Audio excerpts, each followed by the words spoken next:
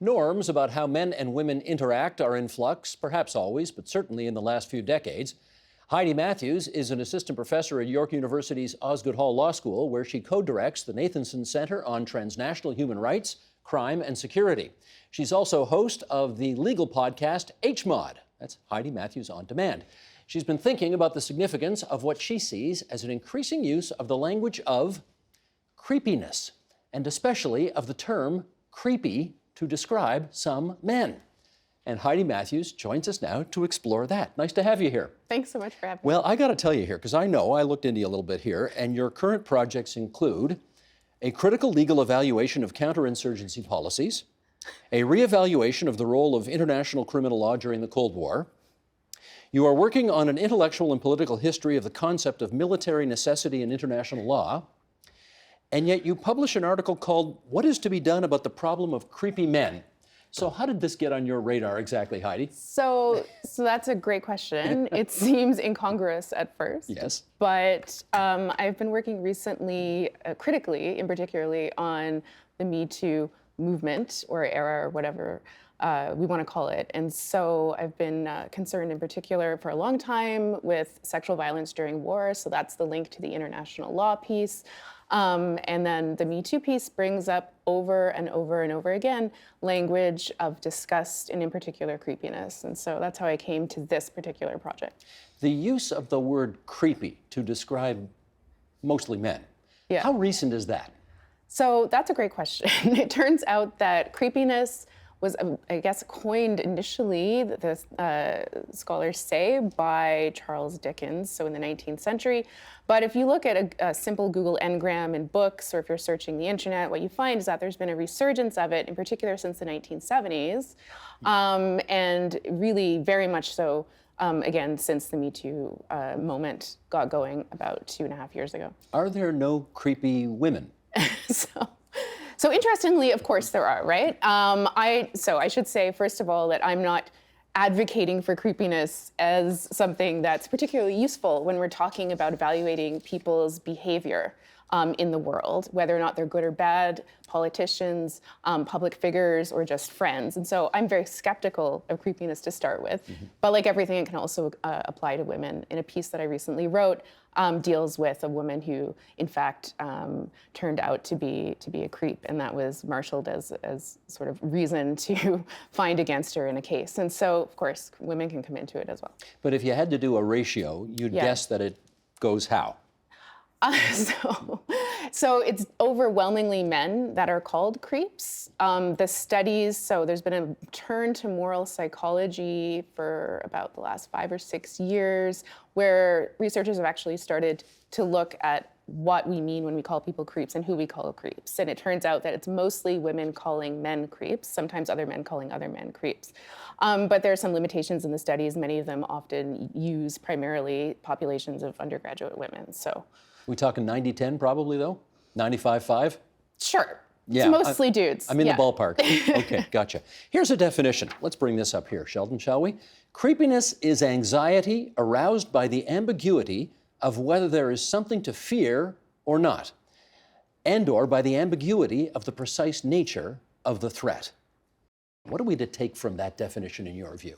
Yeah, so that aligns quite closely with a 2017 study by McAndrew and Nkunicki out of Knox College in the United States. And they wanted to find out what we meant by creepiness, right? So what are people actually referring to when we go on Twitter, we go on other sorts of social media, and we say, gee, that guy really seems like a creep. I'm grossed out, I'm creeped out by his behavior. And it turns out that while most people in common discussion, right, might say that they feel scared or threatened by someone, in reality, what the language of creepiness is doing is reflecting a certain unease or uncertainty about the nature of an interaction.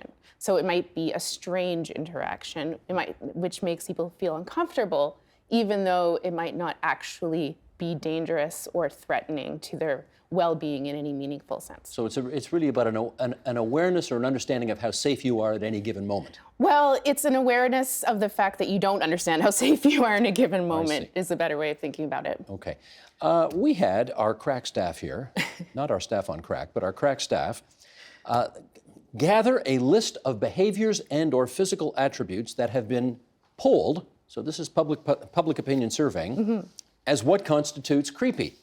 So let's bring this graphic up here, and I'll read this for those listening on podcast. What creeps you out?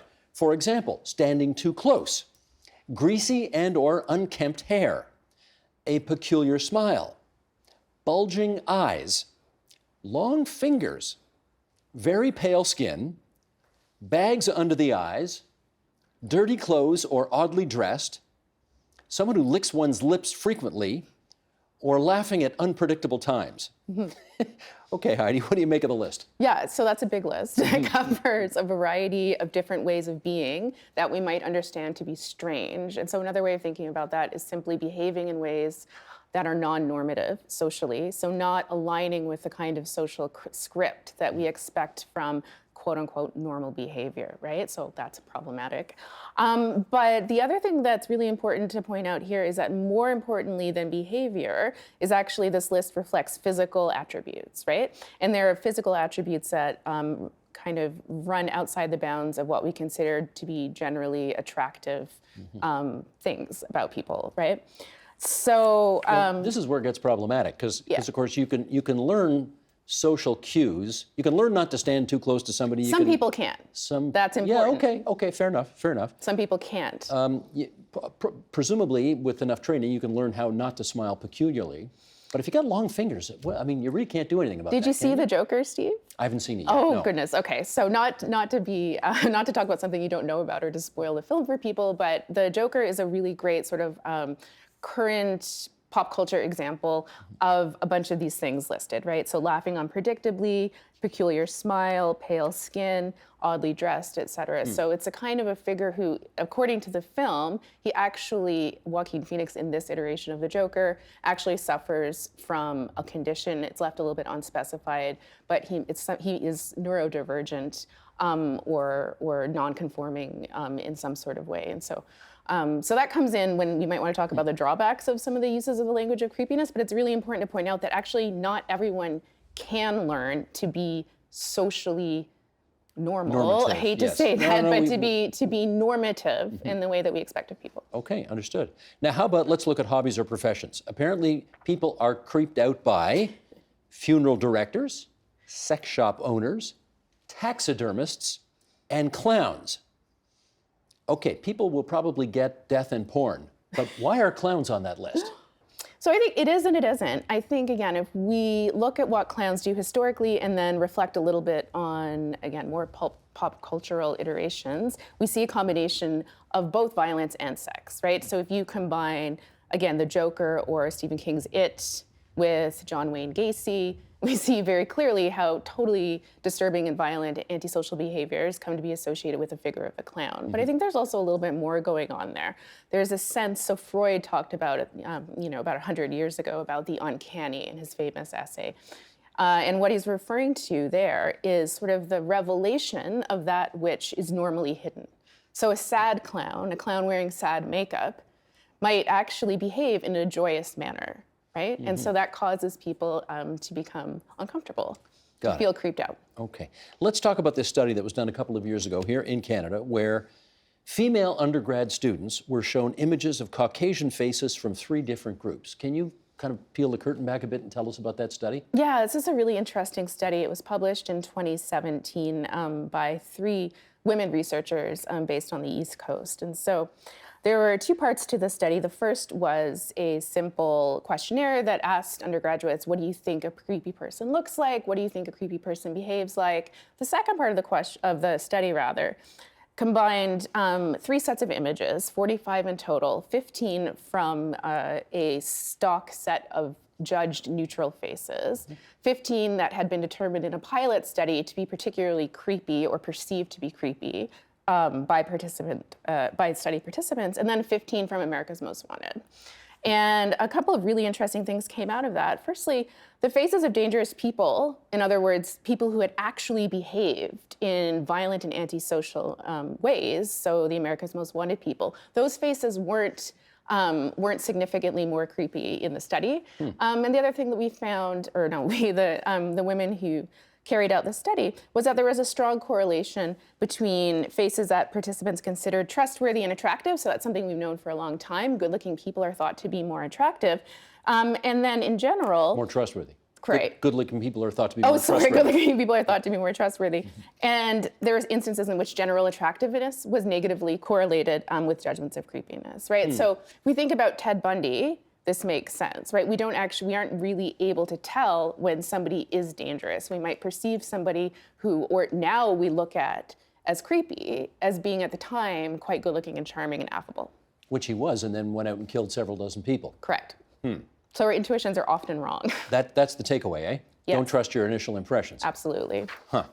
Okay. Isn't it always going to be the case, though, that we are going to go with our gut instinct or our spidey senses, if you like, on how women are going to judge men's behavior? That's just kind of the way it works, isn't it? Well, it might be, but it shouldn't be. Shouldn't be. That's the point. Yeah. So what all of this means at the end of the day, right? We're very, very, very attached to our gut instincts. And so another thing about the studies that have been carried out, the one that I just mentioned in particular, was that participants made their judgments within seconds, like literally split-second judgments, and then they remained very convinced by their judgments, right? So people have high degrees of confidence in their judgments about all sorts of things, including creepiness, when in reality it doesn't actually reflect actual dangerousness. So from a policy perspective, that becomes really important, especially for somebody like myself who's a legal scholar. So they really have no business relying on their gut instincts as much as they do. That's right. How do you tell people? I mean, that is information worth knowing, don't you think? No, it's information absolutely worth knowing. And the thing is, the danger is that judgments of creepiness, because they're so related to a general unattractiveness in all sorts of different ways, again, non-normative people in terms of neurological function, but also people who are like deformed or sick or just kind of acting strangely in society, end up getting over-policed and over-surveilled by people who simply feel uncomfortable, even though their feeling of discomfort isn't really warranted. And so it means that we need to sit back and second guess when we go on Twitter and say, gee, Justin Trudeau is really creepy in the way that he stands too close to people that he talks to, for example. Like, what actually does that judgment, what purpose does that judgment serve from a public policy perspective, but also from a simple morality perspective?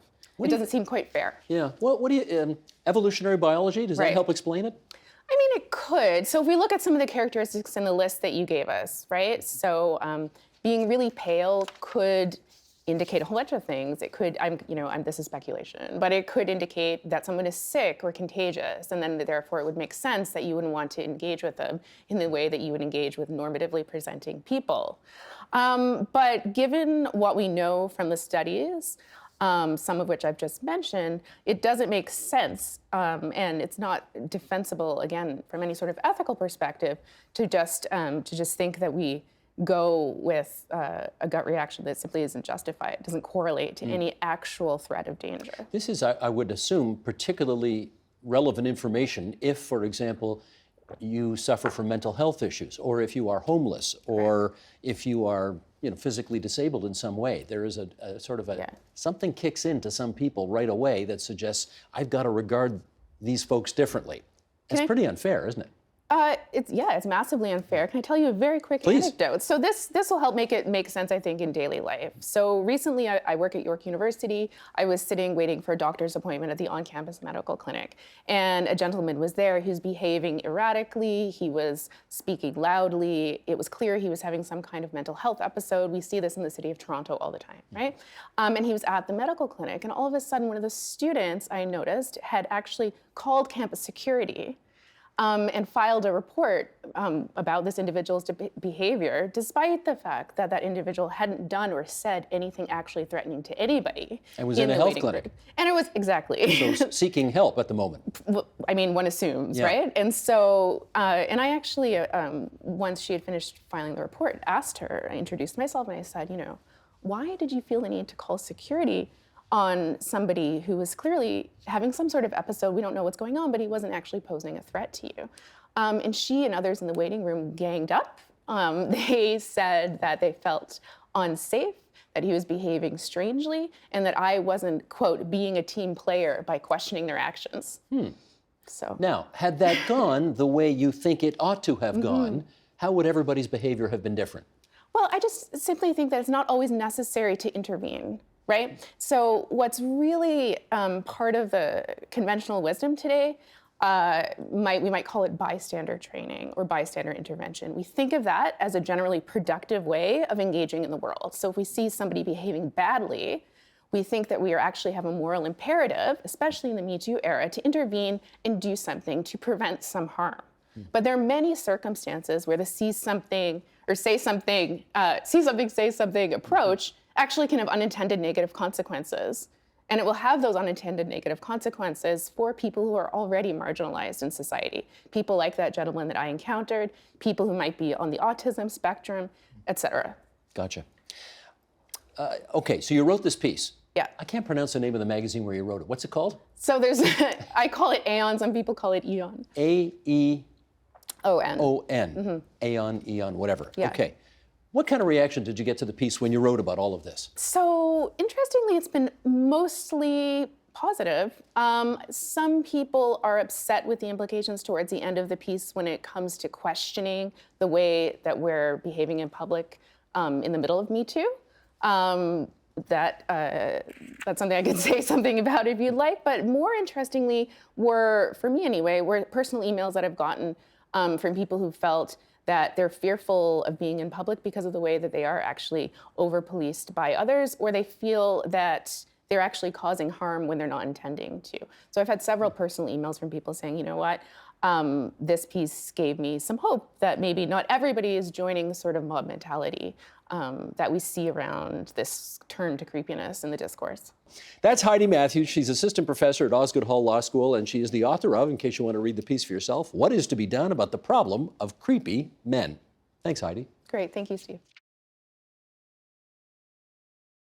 The Agenda with Steve Paikin is brought to you by the Chartered Professional Accountants of Ontario. CPA Ontario is a regulator, an educator, a thought leader, and an advocate.